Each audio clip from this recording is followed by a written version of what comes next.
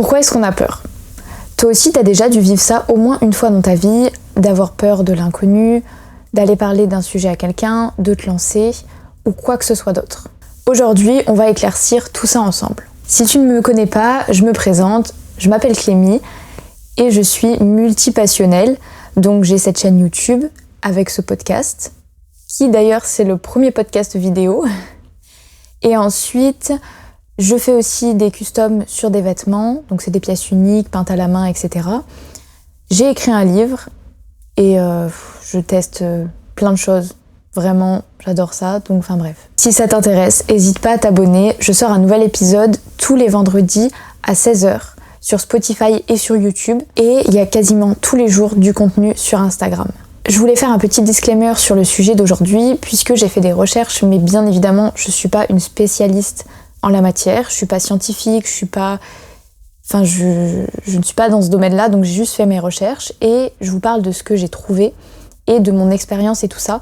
Mais bien sûr, si je me trompe, n'hésitez pas à me reprendre dans les commentaires, bien sûr avec gentillesse et bienveillance. Alors, on va commencer par la définition de la peur. Donc, qu'est-ce que c'est ? La peur, c'est une émotion qui apparaît quand on est face à un danger ou à une menace, et c'est aussi valable du coup chez les animaux.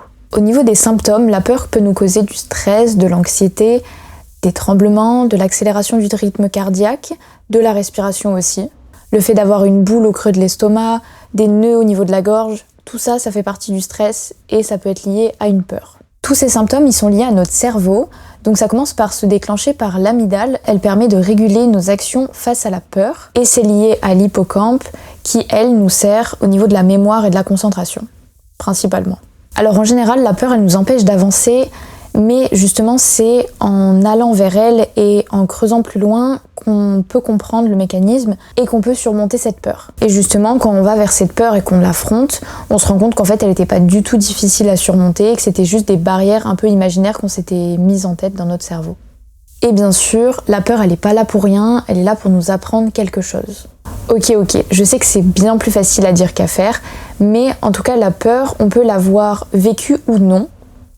Par exemple, ça peut nous avoir été transmis de génération en génération, comme par exemple avoir peur des voitures si justement nos grands-parents ont eu un accident ou quoi face à une voiture, ou tout simplement si dans notre famille on a toujours eu peur des araignées. Et il y en a plein d'autres exemples, des plus simples aux plus compliqués. Ensuite, on a la peur de la douleur, ça peut être la peur de courir parce qu'après on va avoir des courbatures, la peur d'aller chez le dentiste parce qu'après ça nous fait mal aux dents, à la mâchoire, au visage, etc.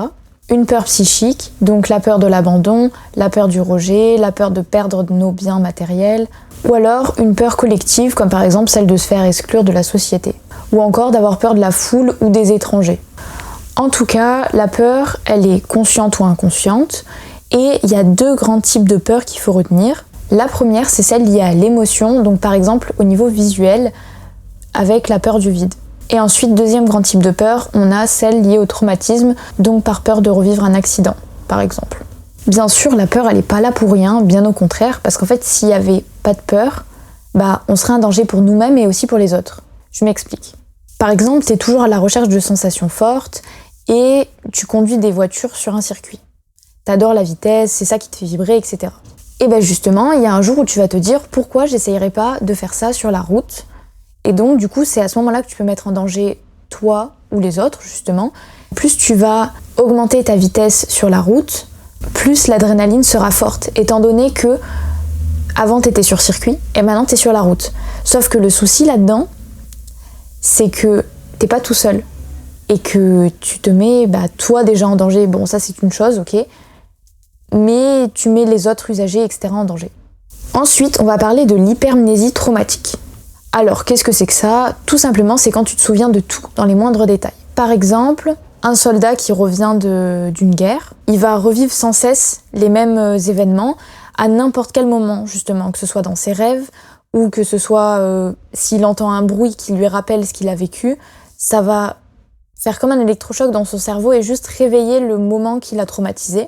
Alors justement, il y a plusieurs solutions là-dessus. Dans les articles que j'ai lus, en fait, ils parlent justement d'en discuter avec une personne de confiance ou un professionnel pour pouvoir déjà se libérer de tout ça et de poser des mots en fait là-dessus sur ce qu'on ressent. Et ensuite, dans les articles, il disait aussi qu'il faut passer à l'action, donc par exemple avec des jeux, avec des vidéos ou avec des exercices virtuels. Et en fait, l'avantage dans ça, c'est que ça va remodeler le cerveau, on va dire, et du coup, ça va rendre l'événement traumatisant plus surmontable. Et parfois, ça peut même neutraliser les souvenirs qui sont stressants. On quitte la partie un peu scientifique et maintenant, je vais vous parler de la peur de transformer sa passion en un métier. On peut tout d'abord avoir peur de tuer la passion à cause des obligations, des clients, et on pense que ça peut potentiellement nous dégoûter justement de ce qu'on aime faire. Et on peut aussi avoir peur de plus avoir une activité pour se détendre à côté du travail. Ensuite, il y a le syndrome de l'imposteur, c'est celui qui te dit que t'as pas l'impression de faire un travail, que bah ouais en fait juste ce que tu fais c'est dessiner toute la journée par exemple, tu vois. Et que si t'essayes de vendre, bah ça vaut pas le prix que ce que tu fais. Sauf qu'il faut savoir un truc, c'est que l'art n'a pas de prix justement. Je vais prendre l'exemple des artistes peintres. Il y en a, ils ont fait des tableaux, ça leur a pris 5 minutes. Et le tableau, il vaut des millions maintenant. Ah bon, alors l'artiste en question est décédé, etc. Mais tout ça pour te dire que c'est pas le temps que tu passes qui va faire que ça va être bon ou mauvais vu par les autres. C'est, on va dire, un peu ce que tu mets dedans et l'intention que tu y mets. Alors justement aussi, on peut avoir peur d'avoir un échec personnel, puisque en tant qu'artiste, tu mets une partie de ton âme dans chaque œuvre que tu crées, que ce soit de la musique, de la peinture, même de la cuisine, enfin toutes les œuvres. En fait, tu peux te poser la question de est-ce que c'est moi qui suis nulle ou est-ce que c'est mon idée qui est pourrie. Après, tu peux avoir peur du regard ou de l'avis des autres, puisque si t'as des personnes de ton entourage qui te soutiennent pas forcément, elles peuvent te dire non mais c'est pas un vrai métier, tu peux pas gagner de l'argent avec ta passion, c'est pas possible, ça existe pas, c'est que dans les films, c'est un rêve. Enfin bref, tout ça, ça te met une pression quotidienne et du coup, c'est vrai que c'est pas facile à supporter tous les jours. D'ailleurs, il y a aussi le fait que si tu essayes et que tu rates justement ce que tu as essayé, et ben après derrière on vient te dire oui mais tu vois t'as perdu du temps, ça servait à rien, etc. Alors qu'en fait, il faut pas que tu le vois de ce point de vue-là, il faut que tu te dises ok, j'ai fait ce que je voulais, ça a pas marché, bah c'est pas grave, au moins j'ai essayé et tu vois, je pense vaut mieux que dans 10 ans tu te dises bon bah au moins j'ai essayé, ça a pas marché mais j'ai quand même appris des choses. Plutôt que dans 10 ans, tu te poses encore la question de savoir si ça aurait marché ou non ce que tu voulais faire. Enfin, je sais pas, c'est mon avis, mais dis-moi toi ce que t'en penses en commentaire. Aussi, en tant qu'artiste, tu peux avoir peur du vide créatif, de plus avoir d'inspiration, d'être submergé, de te dire mais en fait c'est pas possible que j'ai des idées comme ça à la minute. Alors bien sûr que non, tu ne peux pas, c'est techniquement impossible de t'imposer des propres idées. Enfin, ta créativité, elle fonctionne un peu comme ça, tu vois. Et bah, y a des fois, ouais, il y a la page blanche, mais c'est pas grave, c'est normal, ça arrive à tout le monde. Et ensuite, en dernier point, tu peux aussi avoir peur de gérer une entreprise. Donc, comment ça marche le marketing, la communication, tout ce qui est la compta, l'administratif, enfin bref, franchement, les trucs barbants, on va pas se mentir. Mais bon, maintenant qu'on a identifié les raisons pour lesquelles tu avais peur de te lancer, on va voir comment est-ce que tu peux essayer d'avancer là-dessus. Tout d'abord, tu peux essayer d'y aller petit pas par petit pas.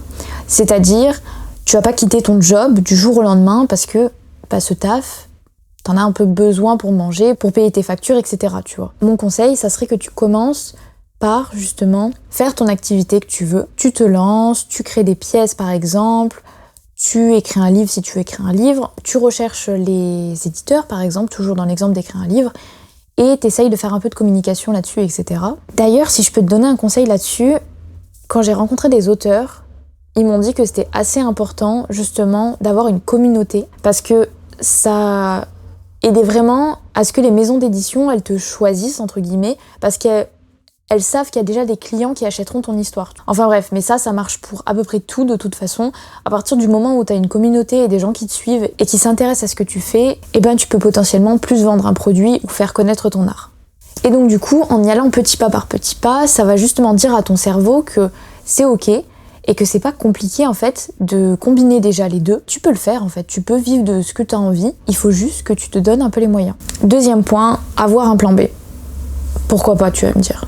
Ce que j'entends par là, c'est que si tu as plusieurs passions, essaye de mettre tous les œufs dans ton panier, tu vois. Parce que justement, tu peux commencer par quelque chose, mais si cette première chose, elle marche pas, tu peux rebondir et te dire, ok, c'est pas grave, du coup, comme j'ai appris des choses en écrivant un livre, par exemple, et du coup, maintenant, je vais pouvoir écrire un blog, puisque je sais déjà écrire, j'aime cuisiner, donc voilà. Enfin, tu vois ce que je veux dire ? Tu peux toujours tirer profit des choses que t'as apprises. Par contre, si jamais t'as envie de faire plein de choses, c'est possible, mais juste commence par une chose, et ensuite, si tu vois que t'as du temps et que tu peux te consacrer à une deuxième chose, tu peux l'intégrer à ton planning. Mais il faut pas que tu délaisses le premier truc, parce que sinon, les efforts que t'auras fait, ça servira à rien. Et au final, tu peux faire ça toute ta vie et ça n'avancera pas trop, quoi.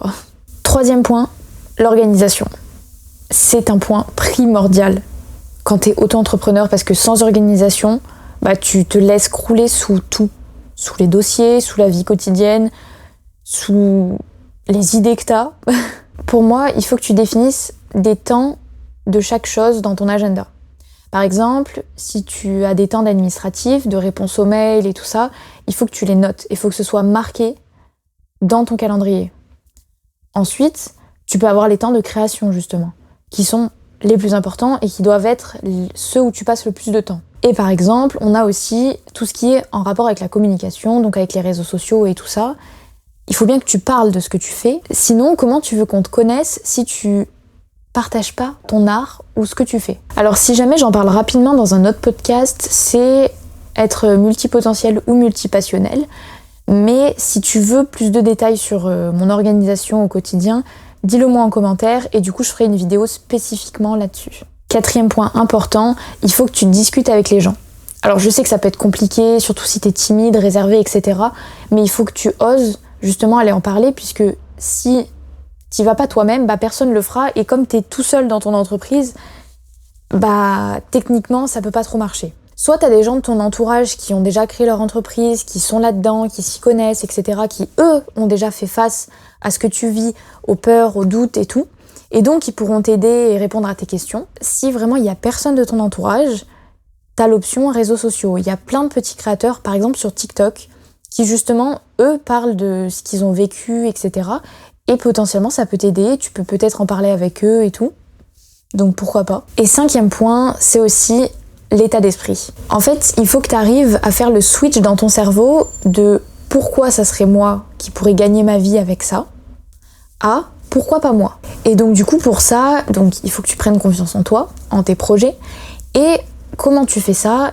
Tu peux justement célébrer les petites victoires que tu as à chaque fois. Il faut que tu te concentres surtout sur le positif et pas que dès qu'il y a un petit truc négatif, ça efface tout ce qui s'était passé de bien. Et que en fait tu te dises non mais c'est bon, j'abandonne, ça sert plus à rien quoi.